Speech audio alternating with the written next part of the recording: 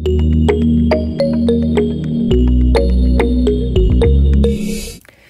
so we're looking at IELTS Task 2 essay. The pattern is to what extent do you agree or disagree. This is one of the more fun essays to do. It's an argument.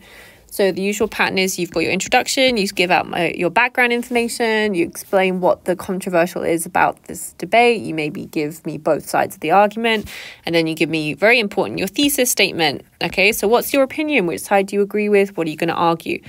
Okay, then you're going to give me reason 1 why you have this opinion, and you're going to give me reason 2 why you have this opinion, and then you're going to conclude. Okay, so let's take a look at the topic. So topic says, when a country develops its technology, the traditional skills and ways of life die out. It is pointless to try and keep them alive.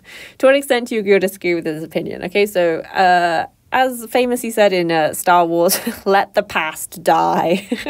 Should you as a country try and hold on to your traditional culture, or should you embrace new technology? So let's take a look at what this candidate has written.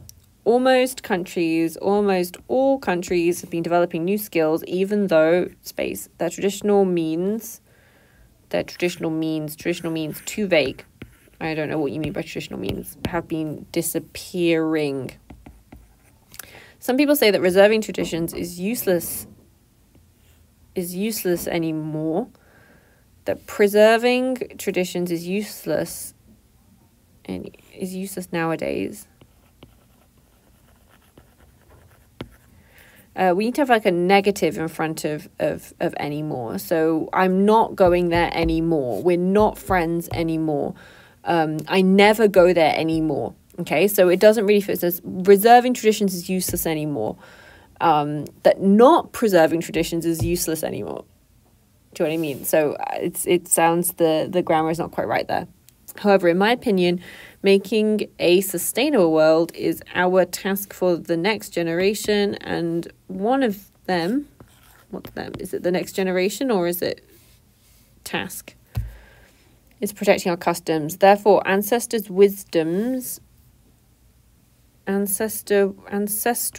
wisdom is a foundation stone of current technologies.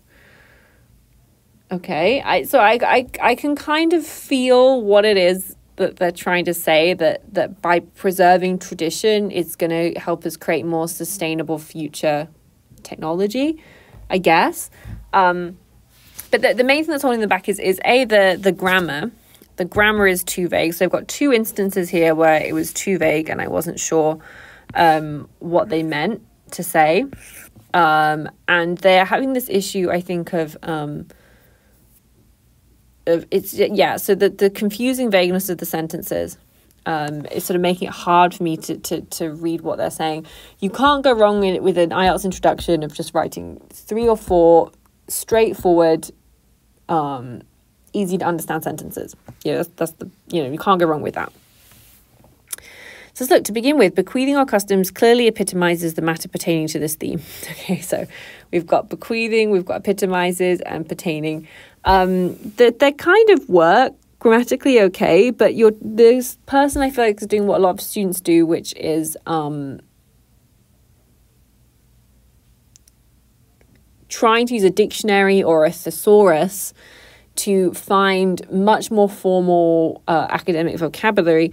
These words, they're almost too formal compared to the grammar and compared to the other language being used. These words stick out to me as feeling strange because they're not contained within the kind of formal grammatical structures that you would normally see them used in, so that they feel strange. They've been used correctly, but the feeling of the tone is strange.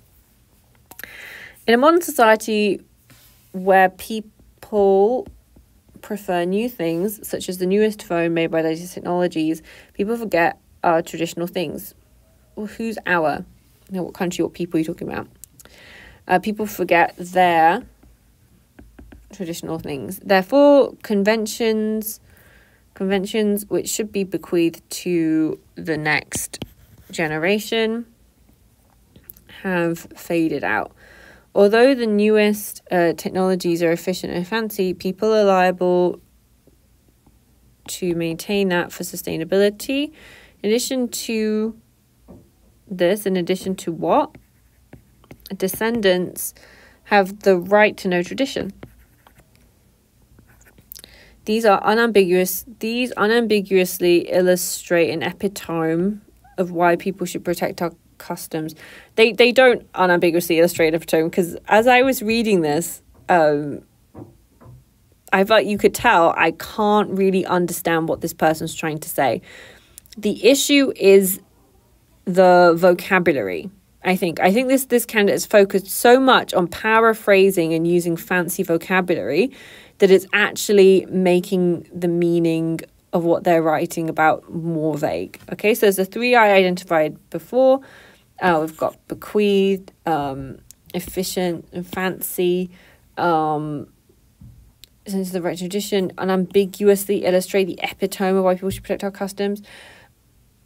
I mean, these ones are kind of okay, but I mean, I just feel like the grammar is not as strong as the vocabulary. So like they're using vocabulary that's on like a level 7, but their control of grammar is like on a level 3. So that's what makes it difficult to understand. It's this weird gap between where the grammar is. The fancy words should be paired with like a fancy level or control of grammar. That would feel natural. So that's why it kind of feels odd for me to read, because then it clearly feels like someone's written this and then used the dictionary to paraphrase the vocabulary. And that's not always a bad thing. It's a good way to learn new words. It's a good way to sort of try and expand your knowledge of words. But in this setting, it's just making it very confusing to read. So I feel like they've not really just told me why. I feel like they're trying to tell me that descendants have the right to know tradition. Is that their topic sentence? So people forget. So therefore, conventions should be bequeathed. Why should they be bequeathed? They've just said people forget about traditional things because they want the newest phone. Therefore, we should give traditions to our next generation. But why? Why should we give traditions to our next generation? They've not told me a strength. What's a positive of having traditions? Okay, so you could say, a reason why we need to preserve traditions is because tradition is very closely connected to your cultural heritage.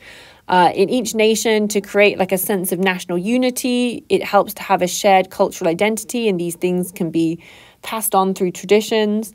You could talk about the quality of traditional craftsmanship. You could say new, for example, clothes produced in factories don't have the same durability and quality as traditionally made outfits. So you could buy a traditional hanbok that's very expensive, but handmade and will last for generations, compared to going to H&M or Zara and buying something that will fall apart in 2 or 3 years. So, you want to give me a theme. They've just this person's kind of focusing on it's not sustainable. So I'm not really sure what they're talking about in this paragraph. Furthermore, it obviously exemplifies that ancestor skills might be the foundation of current technologies. Most new skills may be rooted from traditional ways. Okay, so this is a clear idea. Okay, I understand that those ways have been made by numerous experiences. It is invaluable. It is an invaluable asset to make a better world and to reduce our failures repeatedly. Thus, people need to preserve tradition because it's helpful to develop new things. So now I don't know what you mean from here to here. These ways, what ways? Traditional ways, numerous experiences, vague. What experiences? Give me an example so I can picture what you mean. It's invaluable to make a better world and reduce how it's not really been explained. Okay, so again, the focus here has been on the vocabulary, but it's not being used correctly. In conclusion, even if the latest technologies are efficient, creating traditions is our obligation for descendants. For our descendants. This could be a nice phrase, obligation for our descendants. Moreover, customs are helpful to develop new skills and decrease our failures. How? Why? People should try to preserve and maintain traditional things, and the government should implement to protect them for the future. Okay, well, you've never mentioned the government up to this point, so this is new information. Okay, so grading this, I can see that this candidates put a lot of effort in. They are trying to answer the question. I feel like they're getting distracted by focusing on the wrong thing, which is vocabulary, which is like, well, if I have to have the most fancy, the most formal vocabulary to boost my score. But when you shouldn't be worried so much about that. I would focus much more on your grammar. As your grammar improves, naturally you'll start to incorporate new words and new vocabulary as you're studying. You can't sort of jump ahead a level by just using a dictionary to improve your vocabulary without working on your grammar, because then you get this kind of confusing area. So in terms of task achievement, I probably have to give it a 4 because I couldn't really understand what they were trying to say. I could tell they were trying to answer the question, but I couldn't really say what they were trying to say. Cohesion and coherence, it wasn't coherent, because coherent means kind of logical, understandable. I couldn't understand what they meant.